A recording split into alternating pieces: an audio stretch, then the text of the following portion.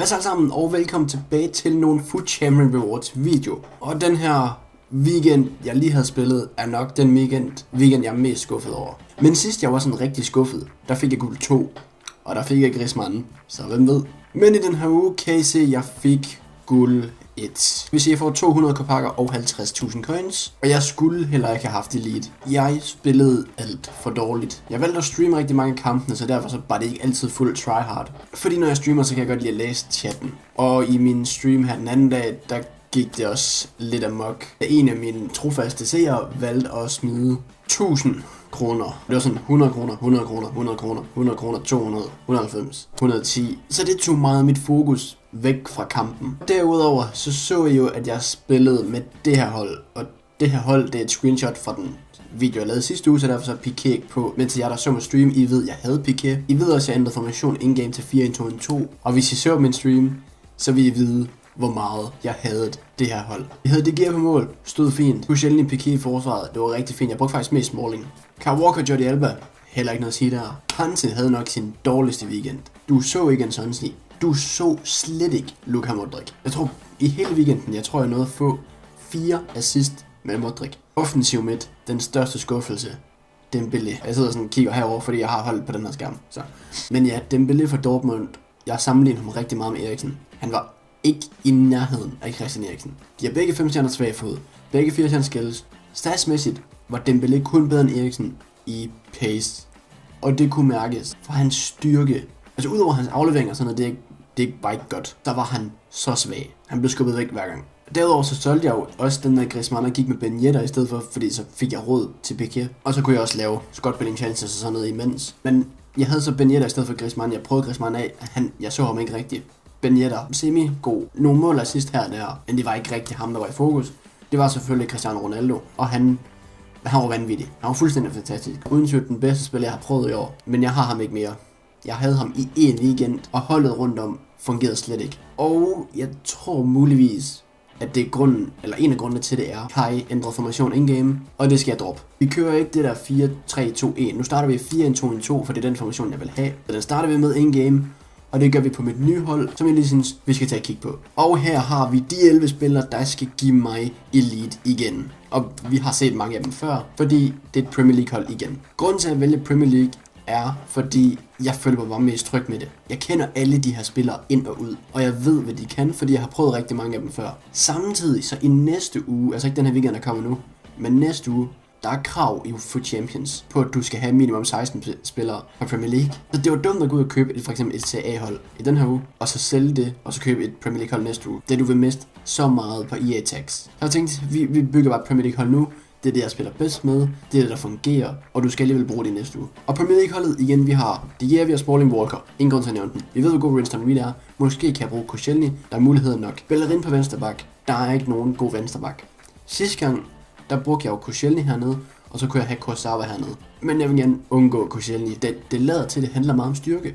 Og det har han ikke rigtigt. Så bruger vi Winston Reed i stedet for, og så bruger vi Bellerin på venstre bak. Og så må vi se, hvordan det kommer til at gå. Emre Can defensivt, som sagt, prøv at se, hvor mange kampe jeg har spillet med ham. Vi ved ikke, hvad han kan. Stor og stærk. Jeg har sagt det mange gange før. Kante havde en meget skuffende weekend for mig, så jeg håber virkelig, at han kan bevise et værd den her weekend. Og en spiller, der er en fornøjelse at spille med, det er Pogba, som jeg gav alt for meget for. 575.000. Okay, så venter vi bare. Når jeg sådan bliver spurgt om, hvad jeg vil have, der skal ændres til FIFA 18, så er det den der loading-tid, hvor du ikke kan gøre noget. Nu kan jeg godt, men stadigvæk, det sker for tit. Sammenlignet pris, bum, han er... man kan bare se, jeg tror han er faldet. Stadigvæk cirka de der 600.000. Og Pogba har jo bare det, du skal have. Han har skills, det skal du ikke have, men det er bare en bonus. Han er stor, og han er stærk. 83 aflevering, så jeg godt kunne være lidt højere. Jeg har ikke engang givet ham plus i aflevering faktisk. Jeg købte ham med hånder. Det eneste Pogba mangler, det er jo reelt set lidt i afleveringen. Fordi han er så stor, som han er, så han kan nemt arbejde defensivt. Og med 87 dribling og sindssygt lange skud og 5 stjerner skills og 4 stjerner svage fod. Og ovenikøbet det der høje middel work rates, så ved vi også godt, at han kan sagtens være farlig offensiv. Sidste gang jeg havde Premier League hold, der gik jeg med Team of the Group Stage Gündogan. Den her gang får jeg lidt mere fysik ind i Pogba. Jeg ved bare, at jeg kommer til at skille alt for meget med ham, men ja, man skal lige lære, hvor grænsen den går. Og så er vi tilbage til ham, jeg kaldte den bedste spiller på offensiv midt i FIFA, og det er selvfølgelig Christian Eriksen. Det var hans 87, så sagde det var god. Nu har jeg fået hans 88. den ser jo bedre ud, den kan ikke være dårligere, den kan næsten kun være bedre, håber jeg. Så jeg glæder mig rigtig meget til den her weekend for at se, hvor god den her Eriksen den er. En ting, der er sikkert, selv med 96 frispark in-game, så kommer jeg nok stadig ikke til at skrue på frispark. Jeg ved ikke, om det er bare mig, men jeg kan slet ikke skrue på frispark i år. Ellers, så har vi jo Theo Walcott, first owner, som vi nok så i videoen i går. Jeg har spillet en enkeltkamp med ham. 2 mål. Han er hurtig, han kan drible, han kan skyde, han mangler skills, han mangler fysik. Måske også noget svag fod, men stadigvæk 97 pace, altså hvad mere skal du bruge? Det du muligvis kunne bruge, det var en type som Zlatan, fordi ved siden af Walcott, der har du ham her, Eden Hazard. Og ja, han er dyr, og ja, jeg købte ham for 1,2 millioner for 5 dage siden, tror jeg. Så vælger han selvfølgelig at få en ny inform, så nu koster han under 1 mil, tror jeg. Ja, under 1 mil kan jeg godt se. Så jeg har mistet rigtig meget på rigtig kort tid. Og grunden til, at jeg har Hazard er ikke så meget, fordi jeg ikke vil have en anden Premier League angriber. Aguero, Alexis. Planen med Hazard er egentlig langsigtet. At han skal flyttes ned på Cam, og så skal han linke op til en belgier heroppe og hernede, som ikke er fra Premier League. Så må I gætte jer til, hvem det bliver, men det bliver ikke den her weekend. Der er ikke lige coins til. Men den her weekend, der bruger jeg altså Eden Hazard. Og det der kort, det er wow, det er fuldstændig sindssygt. Og jeg har også spillet et par kampe med den. De der 9 mål der, de kom på meget korte tidspunkter. Den ene kamp, der lavede han sådan en hat-trick på 15 minutter, så rage quit i min modstander. Den anden kamp lavede han 4 mål på 20 minutter, rage quit. Og ellers har jeg spillet lidt sådan nogle kampe for sjov, hvor jeg lige prøver at skille lidt med Pogba og score nogle lange skud sådan nogle Eriksen. Så det er ikke helt blevet til mål og sådan noget. Men det er selvfølgelig Weekend League, hvor det rigtig tæller. Problemet er bare, ingen af dem her er høje. Altså han er 1,73 og Walcott er 1,76. Så har vi Kanté på 1,69, og vi har Eriksen på 1,77. Chan, Fien og Pogba selvfølgelig 1,91. Men nogle gange er det godt at have en angriber, ligesom Ronaldo, ligesom Zlatan, hvor du kan stole på deres fysik. Og det kan jeg ikke på nogen af dem her. Så det er et sæt. Men nu hvor jeg pakket Walcott, og han er untradable, så føler man lidt tvunget til at bruge ham. Ellers så har vi selvfølgelig stadigvæk nogle indskifter, vi kan stole på. Vi har Toprak, vi har Son, og vi har Altomar. Men ja, næste weekend, altså den weekend, der kommer i dag, så er det eneste, jeg er sådan lidt nervøs for til den her weekend, det er selvfølgelig, hvor godt er det her midterforsvar. Lidt med Bellerin, han kan fungere på 5-6 kemi. Hvad siger vi? Hvor er den? Kom nu. 7 kemi. Okay, 7 kemi, så burde det gøre den. Og så ikke mindst, hvordan kommer det til at fungere med 2 angriber, der er lynhurtige, men ikke har noget fysik. Fordi det fungerede rigtig godt, dengang jeg havde Aguero og Zlatan, fordi de er ligesom lille, hurtige, stor og stærk. Og det fungerede godt. Nu har vi 2 små hurtige. Så jeg er lidt nervøs for, hvordan det kommer til at gå. Men ja, det var mit hold. Jeg har selvfølgelig mistet rigtig mange coins på at købe. Stort set sælge det her hold. Købe et nyt hold for 3 millioner eller sådan noget. Og så købe det her tilbage. Men jeg blev nødt til at prøve noget nyt. Jeg følte ikke rigtigt, at jeg kom nogen vegne med det andet Premier League hold. Men det kan være, at en 88 Eriksen i stedet for 87, en Pogba i stedet for Gündogan, en Hazard i stedet for Aguero og en Walcott i stedet for Alexis, at det kan være det, der virker. Men det kan jo selvfølgelig være. Jeg har 200.000 coins liggende. Hvis vi nu skulle gå hen og få noget fuldstændig sindssygt, hvem ved om jeg så opgraderer det der hold, så kunne jeg faktisk købe Diego Costas inform. Fordi Costa, han er stor, stærk og skyder alt ind.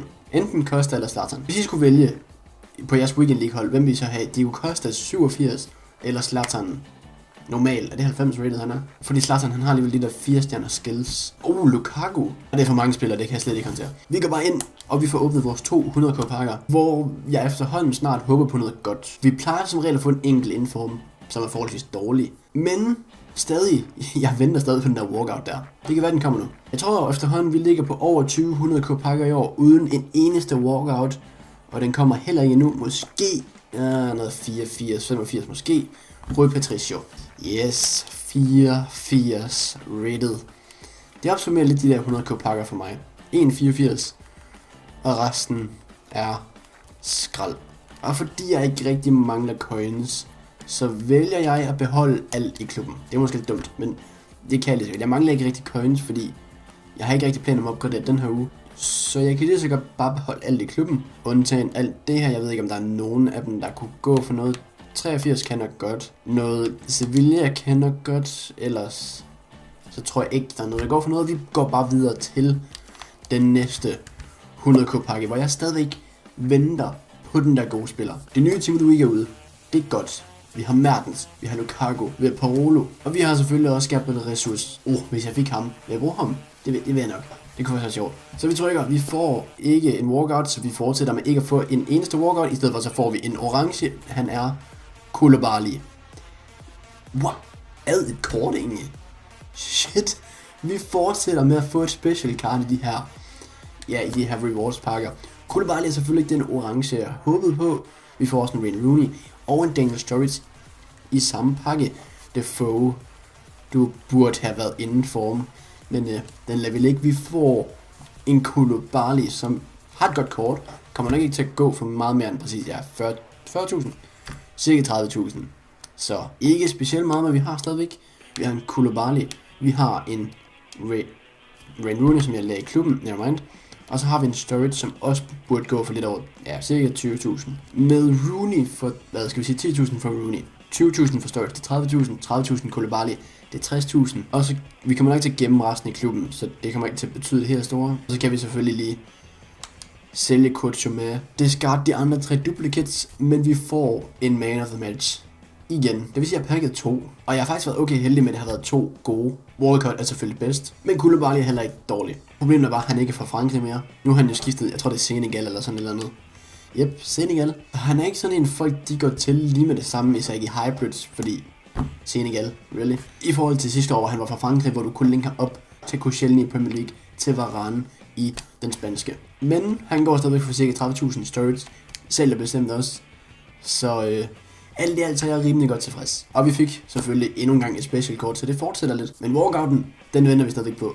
Og med det så vil jeg sige tusind tak, fordi I så med i den her rewards video, hvor jeg ligesom lige fik slagtet det hold, jeg lavede sidste uge, og fik indrømmet min egen fejl ved at købe det. Jeg fik vist dem et nyt Premier League hold, et hold jeg satser på at holde nogenlunde fast ved, men stadig lave nogle opgraderinger her og der. Og ja, vi får altså en man of the match, Koulibaly. Det var faktisk en rimelig decent 100k pakke den sidste med Sturridge og Rooney. I forhold til den første, der var ikke god. Men ja, det var også afslutningen på den her rewards video, hvis du godt kunne lide den. Så glem selvfølgelig ikke at smide en rigtig stor like på den her video. Støt den på det seneste på kanalen. Den har været fuldstændig fantastisk. Så det kan jeg selvfølgelig kun takke jer for. Og hvis du er ny her på kanalen, så husk selvfølgelig at trykke abonner. Hvis du ikke allerede følger mig ind på Twitch, hvor du gerne vil se mig spille med det der Premier League hold, så er der selvfølgelig link i beskrivelsen. Husk at tjekke det ud. Og ellers var det alt derfra. Vi ses næste gang. Hej hej.